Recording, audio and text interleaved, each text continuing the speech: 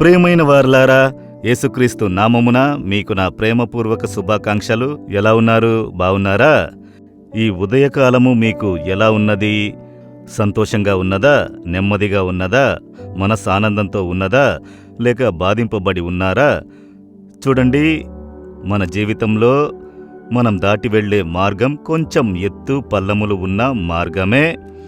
అయితే దేవుడు తోడుగా ఉన్నందున, ఆయనతో కూడా నడుచుచున్నందున అవి సులువుగా దాటి మనం ముందుకి కొనసాగగలము.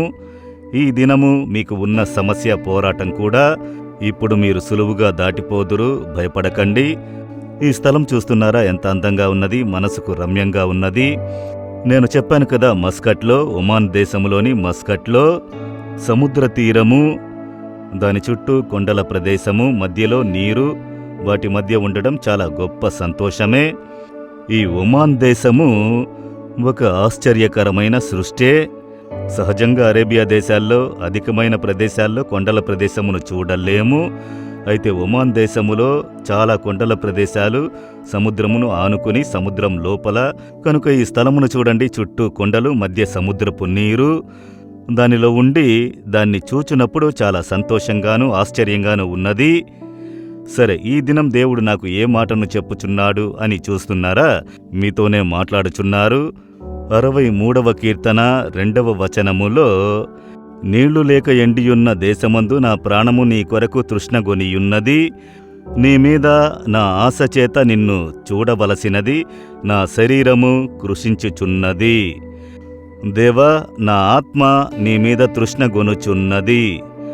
ఒక ఎండిపోయిన భూమి, ఈ విధంగా ఒక ఎడారి స్థలము, అందులో మీరు చాలా దూరం నడిచారనుకోండి, అది కూడా ఈ ఎండాకాలంలో బాధింపబడి గొంతు ఎండిపోయి దాహం కలుగుతుంది. దాహంతో మీరు దేనిని వెతికెదరు? నీరుని వెతికెదరు. ఈ దాహంతో ఉన్నప్పుడు వేడిగా బిర్యానీ ఇస్తే కూడా తినడానికి ఇష్టముండదు. తీపి వస్తువులను ఇచ్చినను తినుటకు ఇష్టము కలుగదు. ఇప్పుడు నేను దాహంతో ఉన్నాను, ఇప్పుడు నాకు ఒకటే కావాలి, నీరు కావాలి. ఆ విధంగా ఒక దాహము. అదే విధముగా ఈ లోకములో కూడా మన ఆత్మ దేవుని మీద దాహం కలిగి ఉండాలట. దేవుడే నన్ను తృప్తిపరచగలరు. ఆయనే నాకు కావాలి. ఆయన స్వరం నేను వినాలి, ఆయనతో నేను మాట్లాడాలి, ఆయన్ని నేను చూడాలి అని చెప్పి ఆయన మీద దాహం కొని ఉండుట. మీరు నిజమైన దాహముతో దేవుణ్ణి చూడాలి అని వెతికినట్లయితే ఆయనే తనను ప్రత్యక్షపరచుకొనుదురు. ఇంతకుముందే మనం ఎరిగినదే, సుందరన్న యవ్వనస్తుడు పంజాబులో యవ్వన ప్రాయంలో ఉన్నప్పుడు దాహంతో దేవుని వెతికినాడు. నేను దేవుని చూడాలి, దేవుడు నాతో మాట్లాడాలి, దైవమని ఒకరు ఉంటే నాతో మాట్లాడాలని చెప్పి అనేక దినములు, ఎన్నో మాసములు, అనేక సంవత్సరములు దేవుని వెతికి ఆగకుండా తప్పకుండా ఆయన్ని చూస్తేనే నా దాహం తీరుతుందని చెప్పి చివరికి మనుషులు మనిషికి ఒక దేవుడని చెప్పుచున్నారు. ఎవరు దేవుడని తెలియడం లేదు.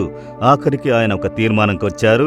అయితే దేవుడనేవారు ఒకరున్నారు, అది ఎవరని తెలియడం లేదు.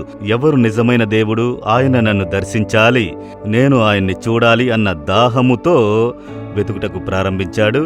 యేసుక్రీస్తు ఆయనకు ప్రత్యక్షమై తాను జీవము కలిగిన దేవుడన్నది ప్రత్యక్షపరిచారు. సిక్కు మతమునకు చెందిన ఈ సుందర్ యేసుని అంగీకరించి సాధు సుందర్ సింగ్గా మారి అనేక ప్రజలకు ఈ యేసుని ప్రకటించారు. చూడండి, దాహముతో వెతికినందున కనుగొనగలిగారు. కనుక మీరు కూడా దేవుని దాహంతో వెతకాలి. ఊరికే ఒప్పుకు వెతకడం కాదు.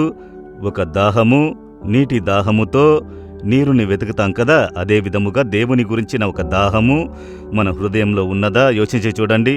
కనుక దేవా, నేను మిమ్ములను గురించి దాహం కలిగిన వానిగా ఉండాలి అని చెప్పి అడగండి. ప్రభువే ఆ కృపను మీకు అనుగ్రహించును.